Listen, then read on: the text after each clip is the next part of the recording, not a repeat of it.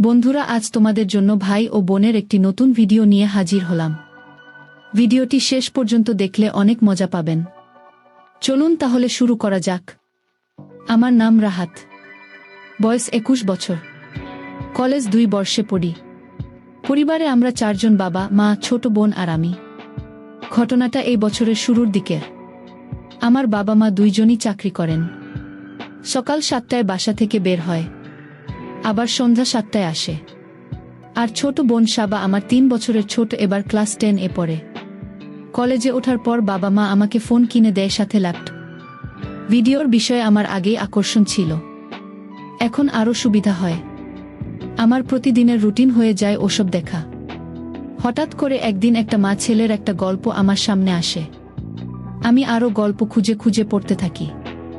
আপন ভাই বোনের অনেক গল্প পেয়ে যাই। এরকম 2-3টা গল্প পড়ার পর আমার মাথায় ছোট বোনকে কাছে পাওয়ার ইচ্ছা তীব্র হয়। তখন খুঁজতে থাকি কিভাবে কি করব।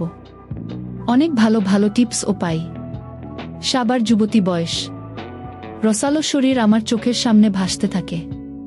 ও প্রায় 5 ফুট 4 ইঞ্চি লম্বা, সুন্দর ফিগার, বাঁকানো কোমর, তার সাথে আগুন চেহারা তো আছেই, টানা টানা চোখ, চিকন ঠোঁট, লম্বা চুল, গায়ের রং লাল ফর্সা। আমি ওর সাথে বন্ধুর মতোই ছিলাম, কিন্তু এরপর আমি আরও ক্লোজ হয়ে গেলাম। দিনের বেশিরভাগ সময় ওকে দিলাম। ওকে নিয়ে ঘুরতেও গেলাম বন্ধুদের সাথে, আড্ডা না দিয়ে প্রায় বিকালে ওকে নিয়ে বের হতাম। মাঝে মাঝে উদ্যানে যেতাম, মাঝে খাবারের দোকানে।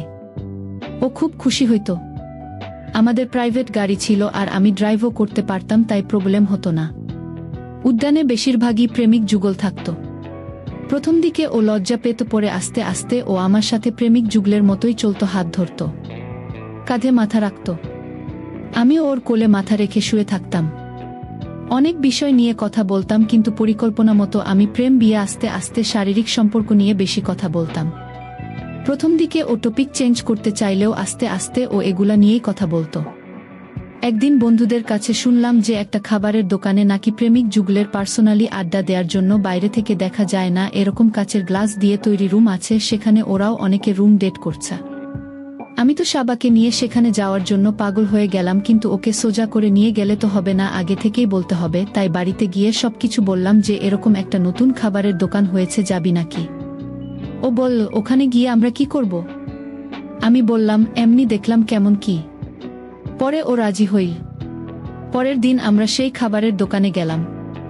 প্রথমেই একটা ঘটনা ঘটল। ওখানে ঢোকার সময় আমাদের পরিচয় পাল্টাতে হলো। বয়ফ্রেন্ড গার্লফ্রেন্ড পরিচয় দিয়ে ভিতরে ঢুকলাম। সাবা মুচকি মুচকি হাসতেছিল। তারপর বলল, আমি তাইলে তোমার গার্লফ্রেন্ড? আমিও হেসে বললাম, এখনকার জন্য তো তাই। তারপর টোকেন দিয়ে রুমে ঢুকলাম। একটা বড় সোফা, একটা টেবিল, দেয়ালে একটা টিভি, আর নিচে পুরোটা ফ্লোর মাদুর পাড়া। সাবা সোফাতে গিয়ে পা তুলে বসল। আমি টিভিটা অন করলাম, একটা রোমান্টিক মুভি চালিয়ে দিলাম। তারপর রিসেপশনে কল দিয়ে খাবার অর্ডার দিলাম। সাথে সাথেই খাবার দিয়ে গেল। আমি দরজাটা লক করে দিলাম। ও বলল, গার্লফ্রেন্ডকে শুধু এই খাবার খাওয়াতে আবার দরজা লক করতে হয়? আমি বললাম, একটা প্রাইভেসি আছে না? ও একটু হাসল। সাবা সেদিন নীল রঙের একটা সালোয়ার কামিজ পরেছিল, সাথে ঠোঁটে লিপস্টিক। আমি তো পাগল হয়ে যাচ্ছিলাম। খাবার টেবিলে রেখে ওর পাশে গিয়ে বসলাম। ও মুভিটার দিকে তাকিয়েছিল। আমি বললাম, তুই কিন্তু অনেক সুন্দর হচ্ছিস দিন দিন। ও বলল, কিভাবে বুঝলা? আমি বললাম, তোকে দেখে। ও বলল, আমার মধ্যে এমন কি দেখলে সুন্দর? আমি বললাম, তোর সব কিছুই তো সুন্দর। ও বলল, যেমন? আমি বললাম, তোর চেহারা, তোর ফিগার, তোর সব কিছু। ও লজ্জাতে একটু মুচকি হাসল। তারপর ওর কোলে মাথা রাখলাম। ও হাত দিয়ে আমার চুলগুলো নাড়ছিল। ওর শরীরের মিষ্টি গন্ধ আমাকে মাতাল করে দিচ্ছিল। আমি বললাম, তোকে তো এত কাছে আর বেশি দিন পাবো না। ও বলল, কেন? আমি বললাম, তোর বিয়ে হয়ে গেলে কি তখন আর আমাকে সময় দিবি? তখন তো জামাইয়ের আদর নিতেই ব্যস্ত হয়ে যাবি। ও বলল, ও আচ্ছা, আমার বিয়ে হোক তুমি বুঝি চাও না? আমি বললাম, তা কখন বললাম আমি? ও বলল, তার মানে তুমি চাও আমার তাড়াতাড়ি বিয়ে হোক, তাই তো? গার্লফ্রেন্ডকে ছেড়ে থাকতে পারবা? আমি বললাম, তা আর কি করার, থাকতে তো হবেই। ও বলল, কিন্তু আমি তো তোমাকে ছাড়া থাকতে পারবো না। আমি বললাম, কেন পারবি না? ও বলল, জানি না। আমি বললাম, তার মানে তুই বিয়েই করবি না? ও আমার মাথা ওর কোল থেকে তুলে দিল। তারপর উল্টা দিকে মুখ ঘুরিয়ে বলল, কখনোই করব না, না মানে না। এই সুযোগে আমি ওকে পিছন থেকে জড়িয়ে ধরে ওর লম্বা চুল সরিয়ে কানের নিচে একটা চুমু দিয়ে বললাম, সত্যিই কখনো আমাকে ছেড়ে যাবি না? ও মুখ ঘুরিয়ে আমাকে জড়িয়ে ধরল। ও বলল, কখনো যাব না। তারপর বলল, ভাইজা, আমাকে সত্যিই তোমার গার্লফ্রেন্ড বানাবা? আমি বললাম, তুই তো আমার গার্লফ্রেন্ডই। ও বলল, নিজের প্রেমিকার সাথে কেউ তুই করে বলে? আমি বললাম, ওরে সরি, আর বলবো না। আমরা আবার একটা লিপ কিস করলাম। তারপর ও বলল, আই লাভ ইউ জান, থেকে তুমি আমার ভাইজা না, তুমি আমার রাজা। তারপর আমার ঠোঁটে লেগে যাওয়া লিপস্টিক মুছে দিল। আমি বললাম, আর তুমি আমার রানী। 1 ঘন্টার জন্য রুমটা বুক করেছিলাম, তাই চেক আউট করে বের হয়ে গেলাম। 2 জন খাবার ওভাবেই পড়ে রইল। গাড়িতে সাবা আমার কাঁধে মাথা রাখল। তারপর বলল, জান, রাতে আমাকে ফোনে কল দিবা। আমি বললাম, কেন জান? ও বলল, প্রেম করব। তারপর মুচকি একটা হাসি দিল। আমার কাছে তখন সব স্বপ্নের মতো লাগতেছিল। আমি বললাম, ওকে শোনা, বাসায় রুম আলাদা হওয়ায় ও কল দিতে বল রাত জেগে কথা বলার জন্য। আমার বিশ্বাসই হচ্ছিল না। যাই হোক, বাড়িতে গেলাম। রাত্রে বাবা মা আমরা একসাথে খেলাম। খাবার সময় বাবা বলল, বাবা আর আম্মু 2 দিনের জন্য নদীতীর নগরে যাচ্ছে গ্রামের জমি সংক্রান্ত কাজে। সাবা আমার দিকে তাকিয়ে মুচকি মুচকি হাসল। বাবা বলল, তাদের সকালের এয়ার টিকেট কাটা শেষ। 2 দিন পরেই ফিরে আসবে। আমরা যেন সাবধানে থাকি। আমি বললাম, সমস্যা নেই বাবা, আমরা সাবধানেই থাকব। খাবার শেষে যে যার রুমে চলে গেলাম। তারপর রুমে গিয়ে সাবাকে কল দিলাম। ও বলল, জান, কি করো? আমি বললাম, তোমার কথাই ভাবছি শোনা। ও বলল, সকাল হলেই তো আমাকে পাবা। আমি বললাম, তোমাকে যে আমার আরো কাছে পেতে ইচ্ছা করে।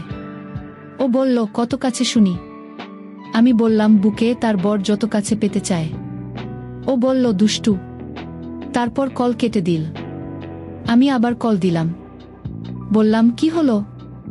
ও বলল, কই কিছু না তো। আমি বললাম, তুমি আমার চোখে পৃথিবীর সবচেয়ে সুন্দর নারী। ও বলল, তুমিও আমার একমাত্র পুরুষ যাকে আমি আমার কোলে পেতে চাই। আমি বললাম, আমার খুব ইচ্ছা করছে তোমার বুকে মাথা গুজে ঘুমাতে।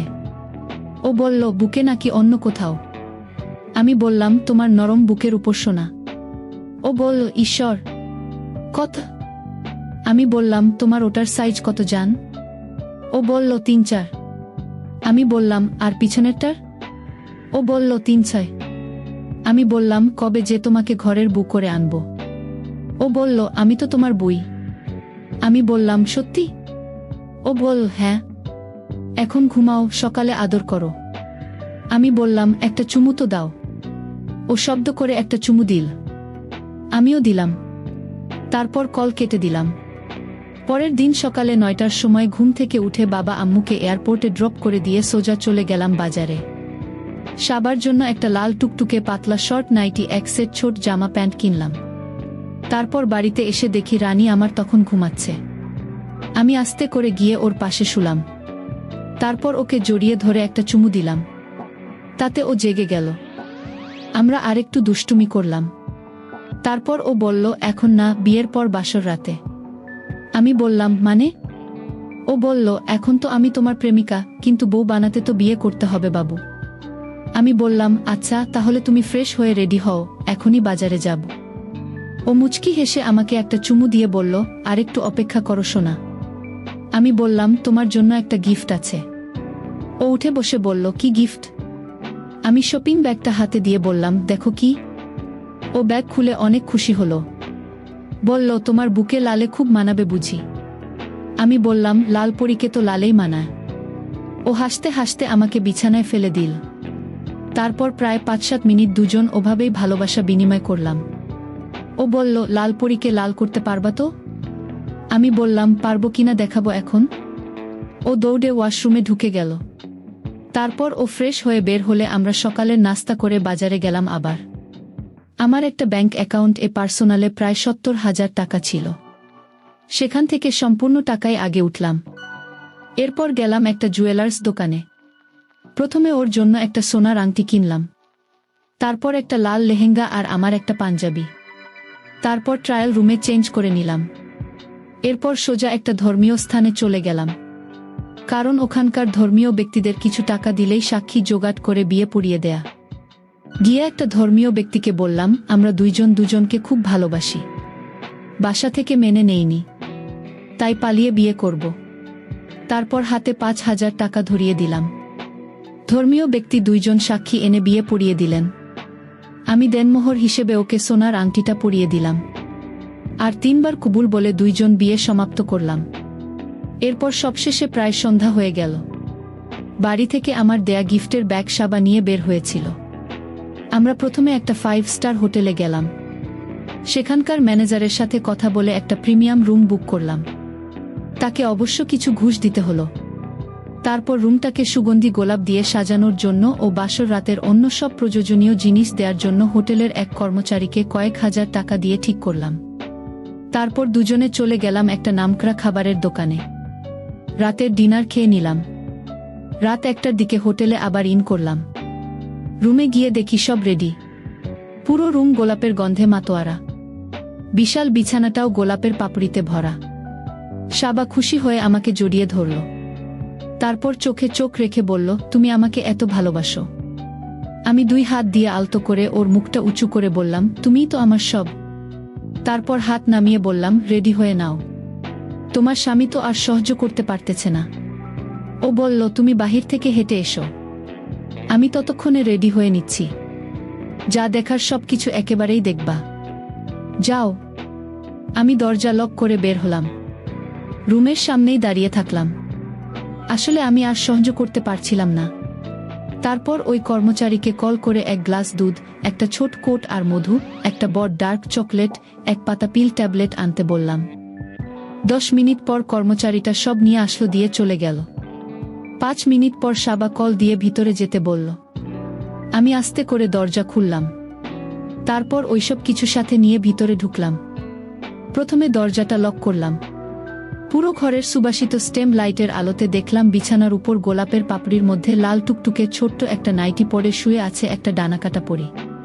কাছে যেতেই তো আমার চোখ ছানা ভরা। পরীর থেকেও শতগুণের সুন্দর আমার বোন, আমার বিবাহিতা বোন। যেমন লম্বা আর তেমন ফিগার, ঠিক তেমনি ডিম লাইটের আলোতে নাইটির নিচ থেকে পায়ের পাতা পর্যন্ত ঝকঝক করতেছে। নাইটিটা পাতলা হওয়ায় স্পষ্ট দেখা যাচ্ছে শরীরের আকৃতি। আজকে এমন এক বিশ্বসুন্দরীকে ভোগ করব, আমি ভাবতেও অবাক লাগছিল। চোখ বন্ধ করে চিত হয়ে টান টান ভাবে শুয়েছিল সাবা। আমি গিয়ে পাশে বসলাম। তারপর ওর হাত ধরে আমরা দুজন ভেসে গেলাম সুখের এক অসীম সাগরে। তারপর ও বলে, নিজের সবচেয়ে বড় বন্ধু আপন ভাইকে সারা জীবনের সঙ্গী করতে পারলে এই ছোট্ট জীবনে আর কি চাই? আমি শুধু তোমার কাছে তোমার আদর পেতে চাই। একটা রাতও আর আমি তোমাকে ছাড়া থাকতে পারবো না। তুমি প্রতি রাতে আদর করবা তো? আমি বললাম, করব। প্রতি রাতেই আদর করব। আর আগামী বছরের মধ্যে তোমাকে নিয়ে বাইরের কোন দেশে স্থায়ী হব। আমাদের সংসার সাজাবো।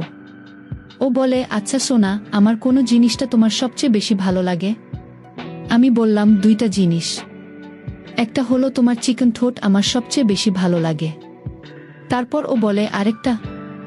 আমি বললাম, তোমার শরীরের মিষ্টি ওই গন্ধটা। ও বলে, এখনো পাচ্ছ? আমি সাথে সাথে ওর গলায় চুমু দিয়ে শরীরে মাথা গুজে দেই। তারপর জোরে একটা প্রশ্বাস নেই। তারপর বলি, এই যে পাচ্ছি সেই গন্ধ। ও আমার দিকে তাকিয়ে একটা মুচকি হাসি দেয়। তারপর আমরা আরও আধা ঘন্টা ভালোবাসার আদান প্রদান করি। পরদিন সকালে 1টার দিকে ঘুম থেকে উঠে ওকে একটা চুমু করি। তারপর ব্রেকফাস্ট করে চেক আউট করি হোটেল থেকে। সেদিন রাতেও বাসা ফাঁকা থাকায় সারারাত ভালোবাসা আদান প্রদান করি। কিন্তু পরের দিন আম্মু বাবা চলে আসে। তাই এখন প্রতিদিনই রাত 1-2টার পর নিজেদের রুম লক করে, আমাদের বাড়ির ছাদে একটা রুম আছে, ওই রুমে গিয়ে স্বামী স্ত্রী দুজন একসাথে ঘুমায়। সকালে আম্মু বাবা হাঁটতে চলে যায়, তখন উঠে পড়ি। নেক্সট ইয়ার আমি আমার বোন বুকে নিয়ে অন্য কোনো দেশে সেটেল